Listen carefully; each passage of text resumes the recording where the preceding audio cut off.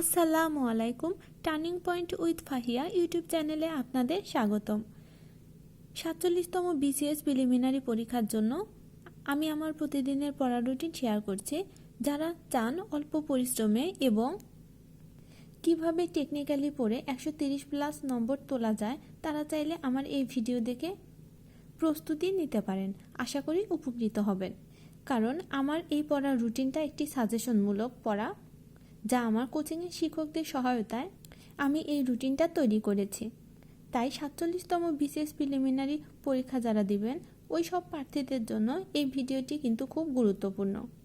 যেহেতু আমি আমার আগের ভিডিওতে বলেছিলাম আমি প্রতিদিন যে টপিকসগুলো পড়ব, ওই টপিক থেকে যেন কিছু কিছু নাম্বার কমন আসে, এমন টপিকসকে আমি পড়ার রুটিনে ইনক্লুড করব।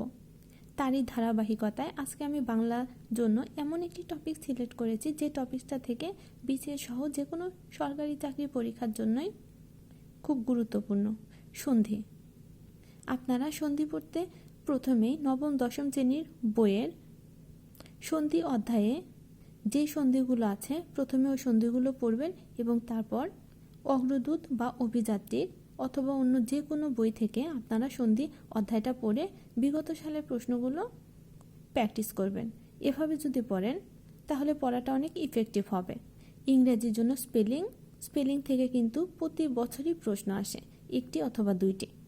একদিনে তো সব পড়তে পারবেন না, একদিনে সব পড়তে গেলে আপনাদের পড়া মনেও থাকবে না, তাই 15টি মুখস্থ করবেন।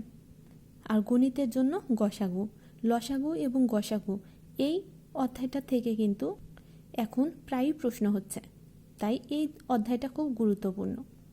আমার ভিডিওটি দেখার জন্য ধন্যবাদ। আমার ভিডিওটি ভালো লাগলে আমার ভিডিওতে লাইক দিয়ে প্লিজ চ্যানেলটা সাবস্ক্রাইব করবেন এবং আমার ভিডিওটি আপনার ফ্রেন্ডসদের সাথে শেয়ার করবেন, যেন তারাও উপকৃত হতে পারে।